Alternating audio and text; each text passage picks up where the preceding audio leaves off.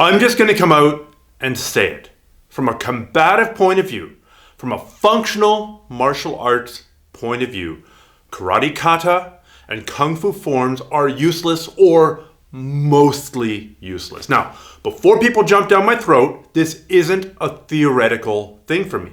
I've been doing martial arts for 35 years, and a lot of that was spent in traditional systems. Just off the top of my head, the major ones I did were Hung Gar Kung Fu, Northern Shaolin, Southern Crane, some Xingyi, some Tai Chi, some different styles of karate, not as much as the Kung Fu, but enough to do lots of forms. Tons and tons of forms. So forms are prearranged movements. When you watch the Kung Fu movies and the guy goes off to train in the forest and practice, jumping around like a monkey, that's a form. When you see karate people training by themselves, in the dojo, repeating a sequence of movements, that's a form. There are also two-person forms, and I'm going to argue that they're almost as useless as one-person forms. So I think Bruce Lee said it best. He said that doing forms is like trying to learn to swim on dry land. You can't really learn to swim on dry land. Now, sure, if you need to develop your body, if you need to get that shoulder mobility to actually get your front crawl into place, if you're totally uncoordinated and you can't flip or kick your legs, you might get value from spending 10 minutes on land figuring out your stroke. But you know what? It's not worth spending more than 5 minutes, 10 minutes doing that. And when you take a look at how many martial arts classes are structured, it's forms. It's just lazy teaching. Back in the Kung Fu days, we would often spend a whole year working on one or two forms. They were doled out parsimoniously as a reward for good behavior. Oh, you've been training now for 2 years. You get to go and work on the second form. It was this, essentially, instead of belts, they'd have this progression system where you would learn additional forms. This was given out as a progression to keep you hooked. But is it really useful for combat? No. At its worst, a solo form is a waste of time. It's lazy teaching. It allows the instructor to go, okay, form number 3, or the Tiger Crane form, 5 times, go.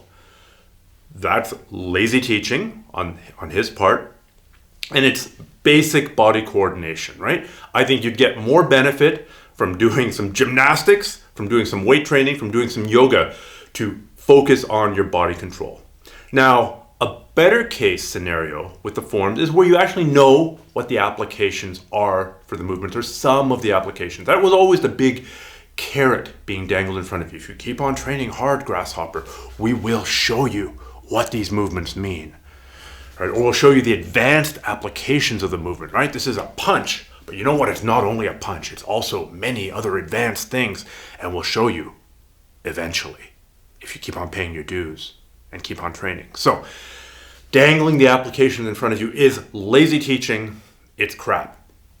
If you know what the applications of movements are, then maybe it's like shadow boxing. Maybe you're mentally rehearsing, in its best case scenario, it's like shadow boxing where you're visualizing an opponent, and he jabs at you and you slip and you come back with a cross.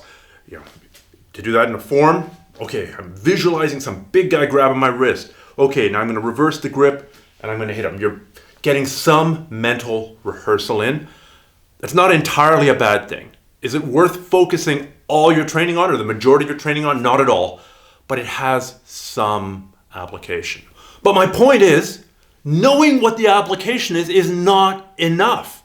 Knowing that this is catching a punch, then you kick him in the balls and you punch him in the face, knowing that that's what you're doing is not enough. That's knowing that when you're lying there on a chair beside the pool, practicing your front stroke, that this hand is supposed to move you through the water. Knowing the application in and of itself is not enough. Practicing the application against a non-resisting opponent is better, but it's still not enough. I did an article once called How to Make Sure That Your Martial Art Techniques Will Work in the Street. If you Google that, you'll find it. It's on my self-defense tutorial site. That talked about the 5 levels of making a technique functional. Level 1 is solo practice. whether that's shadow boxing, whether that's standing there and just practicing your punch over and over. And I suppose if you wanted to push the issue, that's working your kung fu forms because you're practicing the basic movements of your martial art. Maybe those movements are a little bit unrealistic. That's a topic for another day. The realism of the movements, the applicability of the movements. I'm just talking about the training method. I'm talking the exact same thing would apply if you had a boxing form where you jab cross, pivot to your left, jab cross, uppercut, pivot to your right, bob and weave, hook. Now practice that 1,000 times, grasshopper, and you will become a boxer. No, you're not. And you know what? If you and I partner up and we do a two-person form where I jab cross and you parry, and then I pivot to the left and I jab cross, whatever the hell it was, uppercut, and you block, and then I pivot back and I bob and weave and I hook and I pretend to land the fist on your face, that's better, but it's still not making it functional. That's only level 2. Level 2 of training is training the application of a technique with a partner. There are actually 3 more levels that you need to go through before you can be sure that a technique is going to work. Just knowing what the application of a move is not going to make it magically appear. Training a move against a non-resisting opponent is a world of difference between actually pulling it off on somebody who's trying to punch your teeth on your throat or even just resisting. No, you're not going to do that wrist grab counter on me. I'm big, I'm strong, and I'm going to grab your wrist, and you know what? I'm going to shake you around. Oh my God, I never trained for shaking around. It's like that old joke that I learned from Brandon Mullins. Okay, let's train wristlock defenses. Let me show you one. Grab my wrist. No, with your other hand. No, with your hand pointing down. Right? So long as the person does everything that you want them to do and doesn't actually give you that much energy, that technique might work. And give you time to think about it, that technique might work. You actually have to train against progressive levels of resistance in order to be able to rely on this technique. Now I know there'll be jiu-jitsu guys here going, what is he talking about? We train resistance every day. There's going to be kickboxing guys going, this guy's on crack. Why would anyone train a martial art where you're not actually sparring, where you're not actually trying it out against somebody?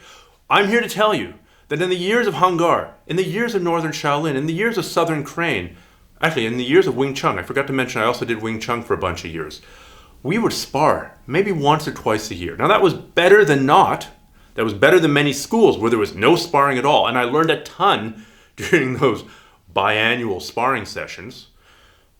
But it would have been better if we'd had lighter sparring more often, or at least training the technique against a partner, or training the technique against a partner with increasing resistance, or training a subset of techniques against a partner where you don't know exactly where you're going to get, or sparring, just isolating down to a couple of techniques, or full sparring. By the way, I just took you through a crash tour of the 5 levels of training to make sure that your martial art is functional on the street, so you can look that up and it'll go more into detail about just those 5 levels. But you actually have to swim in water. You actually have to get out there and try something against resistance. The funny thing is, I still feel somewhat guilty about letting all those kung fu forms that I learned back in the day slip because they were so valuable to me. They were handed out so slowly. You would learn them piecemeal, literally one move at a time. Every class you went to, maybe they'd show you 1 or 2 more moves in the sequence. And they're long sequences. They're 100 moves. They're 150 moves. It would take a long time to learn a form. And you'd be worrying about the position of your little finger. Is it like this? Or is that little finger more extended? And is your finger here, is your index finger straight? And is your thumb bent? And what angle is your wrist at? And you'd be worrying about all these nuances. And I spent years worrying about these nuances, memorizing these moves. And now, 25 years later, I've pretty much forgotten most of them. I can still remember isolated little moves, but part of me still feels guilty that I've let this body of knowledge slip. But ultimately, it's unimportant. It's not going to make me a better martial artist. It's not going to make me a better person. It's not going to make my martial arts more effective. It's not even that much fun to practice compared to doing drilling, or compared to doing live resistance training or progressive resistance training with a partner. That's so much more fun and so much more applicable. And it's harder to teach. Honestly, I think a lot of these forms and a lot of these kata were developed for a couple of reasons. Number 1, lazy teaching. Number 2, preservation of an art. But imagine if you and I were going to preserve boxing, right? We're here and we're going to teach kata 1, jab, cross, hook, uppercut, pivot, bob and weave, hook, pretend clinch, kidney hook, illegal rabbit punch, and then push away. And that's Kata 1. Except Kata 2 is 200 moves long. And that's all that boxing was. And we jettisoned the application and we jettisoned the sparring. Within a couple of generations, boxing would be just as useless for fighting as something like the precious Hungar techniques that I practiced, the northern Shaolin forms that I practiced. It would take half an hour to do a form. Half an hour, because we would hold each position. We'd hold each position in a super low stance for 30 seconds. It made for great leg strength. It was great for conditioning.